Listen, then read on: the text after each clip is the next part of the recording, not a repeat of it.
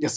దాంతో పాటుగా కాంగ్రెస్ పార్టీకి సంబంధించినటువంటి రాహుల్ గాంధీ గారు పార్లమెంటులోనేమో భారత రాజ్యాంగ బుక్ చూపిస్తారు. ఇక్కడ గల్లీలో ఉన్న లీడర్లేమో ఆ భారత రాజ్యాంగాన్ని తుంగలో దొక్కే ప్రయత్నం చేస్తున్నారంటూ కేటీఆర్ అంటున్నారు. దీన్ని ఏకీభవిస్తారా? ఎందుకంటే రాహుల్ గాంధీ గారు కూడా గతంలో ఈ పార్టీ ఫిరాయింపులను ఎక్కడ కూడా ప్రోత్సహించినటువంటి పరిస్థితి. ఇప్పుడు పార్టీ ఫిరాయింపుల చట్టం తెచ్చిందే మేము, అవును. రాజీవ్ గాంధీ గారు. హ్మ్. దాన్ని తుంగలో దొక్కింది వాళ్ళు. హ్మ్. రాజ్యాంగాన్ని మారుస్తామన్న కేసీఆర్ మాట ఏంది మరి? హ్మ్. రాజ్యాంగ హక్కుల గురించి మాట్లాడుతుంది మిత్రుడు కేటీఆర్. హ్మ్. మరి రాజ్యాంగాన్ని మార్చేయాలి, అవును మొత్తంగానే మార్చేయాలంటున్నా. ఏమంటారు మీరు, ఏమంటారు అని అన్న. మరి ఆ రాజ్యాంగం మీద మీకు మళ్ళా ఎందుకో నమ్మకం వచ్చింది. హ్మ్. అది నెగిటివ్ పోయిందనో ఏమో. హ్మ్. బాబాసాహెబ్ అంబేద్కర్ విగ్రహం ఒక 125 ఫూట్స్ పెట్టిండు. తర్వాత సెక్రటరియట్కి బాబాసాహెబ్ అంబేద్కర్ పేరు పెట్టిండు. హ్మ్. కానీ ఆయన ఆలోచనలను ఆచరించలే. హ్మ్. కానీ ఇప్పుడు కాంగ్రెస్ పార్టీ, రాహుల్ గాంధీ గారు స్పష్టంగా మొదటి నుంచి కూడా భారత్ జోడో యాత్రలో కూడా రాజ్యాంగ బుక్కు అవును. తీసుకొని తిరిగిన పరిస్థితి. కానీ రాజ్యాంగాన్ని అనే అంశం కంటే మీరు రాజ్యాంగబద్ధంగా వ్యవహరిస్తున్నారా అనేది మీరు చూడాల్సిన అవసరం ఉంది. మేము ఆత్మపరిశీలన చేసుకోవడానికి ఏం నష్టమేం లేదు. కానీ హ్మ్. మీరు చేస్తున్న ప్రాక్టీసెస్ విధ్వంసకర రాజకీయాలు ఉన్నాయి. ఓకే. సో ఇప్పటికి కూడా మీకు ఇంకా హ్మ్. ఏమంటే చరిత్ర చెప్పిన పాఠాలు వినే ఓపిక లేదు. హ్మ్. ఇంకా అదే పాట అదే ఆట మీరే అధికారంలో ఉన్నట్టు ఆడుతున్నారు. అది తప్పు. ఓకే. సో, దయాకర్ గారు మీకున్న ఇంటర్నల్ ఇన్ఫర్మేషన్ ప్రకారం మీరు పార్టీలో చాలా యాక్టివ్‌గా పనిచేస్తా ఉంటారు కాబట్టి, ఎంతమందొచ్చే అవకాశం ఉంది? ఈ గాలి మాటలు గాకుండా నిజంగా ఇంతమందొచ్చే అవకాశం ఉంది. బీఆర్ఎస్ పార్టీ ఖాళీ అయ్యే అవకాశం ఉందనేటువంటి ఒక స్పష్టత ఏమన్నా ఉందా? పోను పోను నమ్మకం పెరుగుతుంది కాంగ్రెస్ మీద హ్మ్. నాయకులకు. హ్మ్. పదవి ఉండని ఉండకపోని. ఓకే. అది కార్యాచరణ. హ్మ్. ఇప్పుడు రైతు రుణమాఫీ అసలు చెయ్యనే చేయలేరు మీరు. నేను రాజీనామా చేస్తా అని హరీష్ రావు అన్నాడు. అన్నారు. దాన్ని టాస్క్‌గా తీసుకున్నాం. హ్మ్. మొదటి దశ కంప్లీట్ అయింది. అవును. రెండవ దశ మీకు ఈ మంత్ ఎండింగ్‌కొస్తది. హ్మ్. First third August. 15 లోగానే 2,00,000 వరకు రుణమాఫీ అనేది చేస్తాం. దేశంలోనే రాజశేఖర రెడ్డి గారు 1,00,000 అని కంప్లీట్ చేసిన చరిత్ర ఉంది. అవును.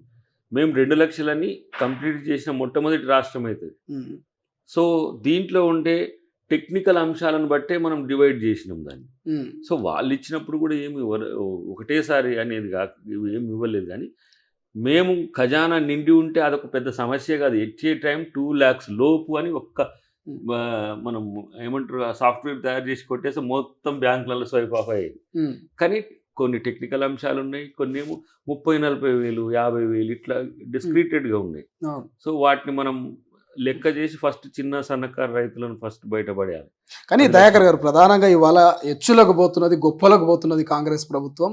రుణమాఫీ చేసినాం ఫస్ట్ దఫా ₹1,00,000 అంటూ గాని, ఆ రైతు బంధు డబ్బుల్ని, రైతు భరోసా డబ్బుల్ని రుణమాఫీకి షిఫ్ట్ చేసింది తప్ప, కొత్తగా ఎక్కడి నుంచో తీసుకొచ్చి ఏదో రుణమాఫీ చేసిందనేది ఏం లేదంటున్నది ప్రతిపక్షాలు. ఏకీభవిస్తారా దీన్ని? ఇప్పుడు రైతు భరోసా ఎంత? హ్మ్. రైతు రుణమాఫీ ఎంత? హ్మ్. రైతు భరోసాకు 6,000-7,000 సరిపోతాయి. ఇప్పుడు మీరు 6,000 కోట్లే కదా మీరు రిలీజ్ చేసింది ఇప్పుడు. మరి రేపు అయ్యే 20,000 హ్మ్. 23,000 ఎక్కడి నుంచి తెస్తాం? ఓకే. కాబట్టి కొంచెం కూడా మైండ్ పెట్టరాళ్ళు. అంటే ఏమంటాము, శుద్ధపప్పులాగా ఎందుకు ఆలోచిస్తారా నాయన? హ్మ్. అది ఎన్నో రోజులు లేదు గదా! అవును. దీంట్లో కూడా 6,000 క్రోర్స్ అనేది ఏంటంటే, మీకు అక్టోబర్‌లో 1,00,000 లోపు రుణాలు 70% అయినాయి. హ్మ్. మేము ప్రిసీడింగ్ డేట్ ఎప్పటి నుంచి తీసుకున్నాము? కేసీఆర్ అధికారం చేపట్టిన నెక్స్ట్ డే నుంచి అధికారం పోయిన డేట్ వరకు అవును. 5 2018. ఇయర్స్ తీసుకున్నాం. హ్మ్. మేము హామీ ఇచ్చింది 2022. అవును. ఒకవేళ 2022 నుంచే మేము తీసుకున్న అప్పులకు రుణమాఫీ చేస్తామంటే 15,000 కోట్లు మిలుగు.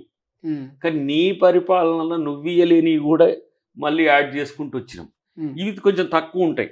హ్మ్. ఏది నగదు తక్కువుంటది. 6,000 కోట్లు, 6,700 సంథింగ్ చేంజ్ ఉంటది. హ్మ్. సెకండ్ ఫేజ్ 1,50,000 కొంచెం ఎక్కువుంటది. అవును. నాకు తెలిసి అది అరౌండ్ 12,000, 13,000 కోట్ల దానికి ఉండొచ్చు. హ్మ్. థర్డ్‌ది ఎక్కువుంటది. హ్మ్. సో, 31,000 కోట్ల పైచిలుకు. హ్మ్. అధికారంలోకి వచ్చిన 7 నెలల లోపే, 7, 8 నెలల లోపే 31,000 కోట్లు చేసినాం. హ్మ్. 10 సంవత్సరాలు మీరు అధికారంలో ఉండి, మీరు చేసింది 28,000 కోట్లు. 10 హ్మ్. సంవత్సరాలు. హ్మ్. ఒకటేసారి చేయాల్సిన రైతు రుణమాఫీకి సంబంధించి మీరు ఇన్ని సంవత్సరాలు తీసుకున్నారు. మేము మనీ ఉంటే 9వ తారీఖు నాడే ఫట్ ఫట్ ఫట్ అని అయిపోవు. హ్మ్. కానీ లంకె బిందెలు లేవు అప్పుడు. హ్మ్. ఇల్లంతా దోసుకొని పోయింది కాబట్టి అట్లయింది. హ్మ్. రెండవది రైతుకిచ్చేది ఎచ్చులు కొట్టేది ఏంది? ఉమ్, రైతు పాదాలు కడిగినట్టు ఒక రకంగా కాంగ్రెస్ ప్రభుత్వం రైతులు మీరు రైతు బంధు అని ఇచ్చినా, రైతు రుణమాఫీ చేసినా మిమ్మల్ని నమ్మలే. ఉమ్, 18,000 కోట్లు ఏమో చేసిండ్రు ఉమ్, అక్టోబర్‌లో. Um, September, October something subject to correction. Um, మీరు ఎన్నికల కంటే 2 నెలల ముందు చేసినా కూడా రైతు మిమ్మల్ని నమ్మలే. ఉమ్, ఎన్నికల తర్వాత మేము చేస్తామంటే నమ్మిండ్రు. ఉమ్, కాబట్టి చేయాలిగా.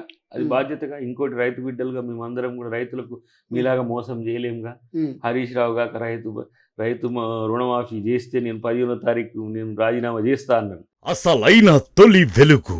ఫాలో వాట్సాప్ @తొలి వెలుగు అఫీషియల్.